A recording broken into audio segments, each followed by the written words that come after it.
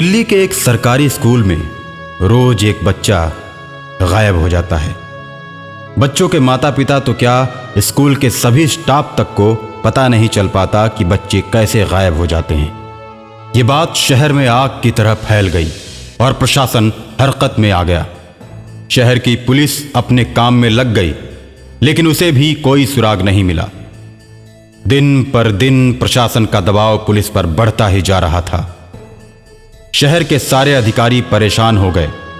अभी पुलिस एक स्कूल को लेकर परेशान ही थी कि अगले ही दिन पता चलता है कि 5 अन्य स्कूलों से बच्चे गायब हो गए। डर की वजह से बच्चों के माता पिता अपने बच्चों को स्कूल भेजना बंद कर देते हैं। आनन फानन में प्रदेश के मंत्री ने सभी बड़े अफसरों की मीटिंग बुलाई। आप लोग अपनी ड्यूटी ईमानदारी से नहीं निभा रहे। शहर में स्कूल से इतने बच्चे गायब हो गए, लेकिन अभी तक कोई सुराग नहीं मिला। अगले 24 घंटे में अगर कोई सुराग नहीं मिलता है तो तुम लोगों पर कानूनी कार्यवाही की जाएगी। सर, हम जरूर पता लगा लेंगे, आप हम पर विश्वास कीजिए। उसके बाद सभी अफसर बच्चों का पता लगाने के लिए चले जाते हैं। इधर प्रशासन कारण पता लगाने की कोशिश में लगी है और उधर फिर एक घटना घटित हो जाती है। स्कूल के लाइब्रेरी में एक बच्चे की मौत हो जाती है। बच्चे की मौत की खबर आग की तरह फैल जाती है। मौके पर पुलिस पहुंच जाती है। लाइब्रेरी के अंदर हत्यारे की खोज में पुलिस पूरी तरीके से जुट जाती है, लेकिन पुलिस को अंदर कोई नहीं मिलता। और तभी अंदर से एक भयानक आवाज आती है। सभी लोग डर जाते हैं और सामने देखते हैं कि एक डरावनी आकृति प्रकट हो रही है। सब लोग उस आकृति को देखते ही भागना शुरू कर देते हैं। तभी उस आकृति से एक आवाज आती है।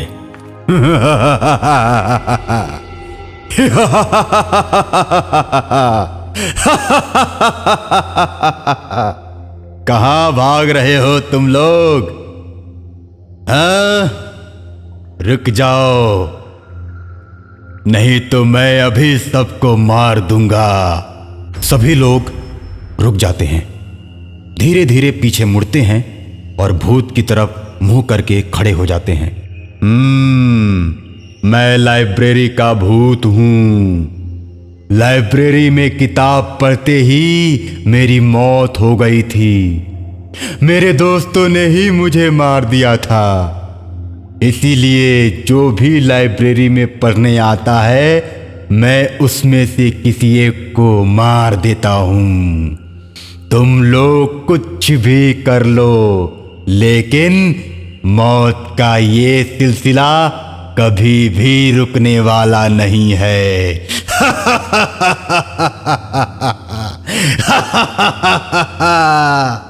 तभी भीड़ को चीरते हुए एक युवक हाथ में आग की मशाल लेकर निकलता है।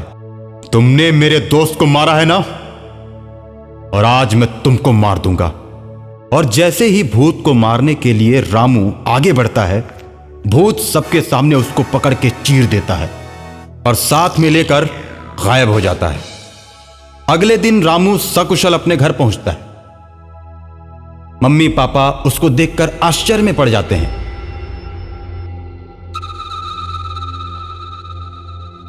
अरे, तुम कहां से आ गए? तुम्हें तो कल लाइब्रेरी वाले भूत ने मार दिया था। हैं बेटा? तुमने सही समझा। मैं रामू नहीं, मैं तो लाइब्रेरी वाला भूत हूं और रामू की शक्ल में घूम रहा हूं। आज मैं तो तुम दोनों को मार दूंगा।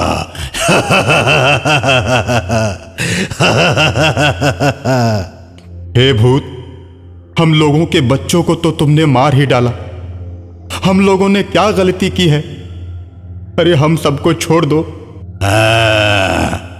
ठीक है, मैं तुम सबको छोड़ दूंगा, लेकिन मेरी एक शर्त है और वो तुमको माननी ही पड़ेगी।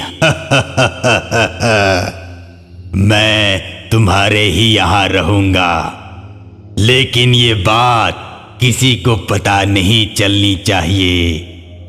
अगर भूल से भी तुमने मेरे बारे में किसी को बताया तो मैं तुम दोनों को मार दूंगा। इस तरह भूत रामू के घर में रहने लगता है।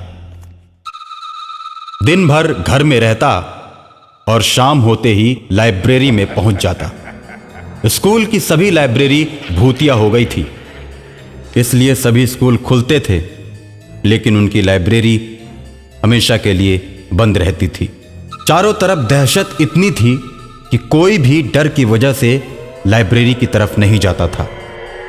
लाइब्रेरी बंद होते ही भूत क्रोध में आ गया और अब अपना शिकार बाथरूम के अंदर करने लगा। अब बच्चों के साथ साथ अध्यापकों को भी उसने मारना शुरू कर दिया। वो जैसे ही किसी को मार कर आता, रामू के माता पिता को सारी बात बताता था। आखिर तुम ऐसा क्यों करते हो और कब तक करते रहोगे? दुनिया में बहुत आदमी हैं, कितनों को मारोगे? मुझे जिन 4 लड़कों ने मारा है, मैं उन्हीं की तलाश में हूं। जिस दिन उन 4 को मार दूंगा तो मेरा बदला पूरा हो जाएगा। मुझे सभी लड़कों में उन्हीं का चेहरा नजर आता है। अब मैं रामू बनकर उन लोगों की तलाश करूंगा। इतना कहकर भूत गायब हो जाता है। इसको मारने वाले 4 दोस्त डर की वजह से सुनसान जंगल में एक साधु के पास गुफा में रहते हैं। वो भूत उन 4 की तलाश में निकल पड़ता है। चलते चलते आखिर में वो एक दिन साधु के पास पहुंच ही जाता है।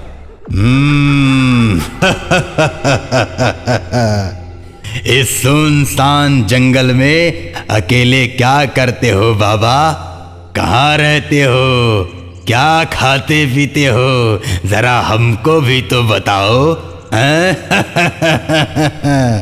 मैं तो 2 दिन से इधर भटक रहा हूँ, लेकिन मुझे कुछ खाने को नहीं मिला। इधर तो किसी पेड़ों में फल भी नहीं लगे। तुम क्या खाते हो? मैंने अपनी गुफा के पास पपीते, आम, अमरूद, सेब और संतरे का पेड़ उगा रखा है। चलो मैं तुमको भी उसी में से कुछ फल खिलाता हूँ। साधु के साथ लाइब्रेरी का भूत गुफा तक पहुंच जाता है। उस सुनसान गुफा में साधु उसके 4 खूनी दोस्तों को मंत्र से चूहा बनाकर रखा था। उन चूहों को पहचानने में लाइब्रेरी के भूत को तनिक भी देर न लगी और वो बिल्ली बनकर 4 चूहों को मारकर खा जाता है। और इस तरह लाइब्रेरी के भूत का बदला पूरा हो जाता है और उसकी आत्मा को मुक्ति मिल जाती है।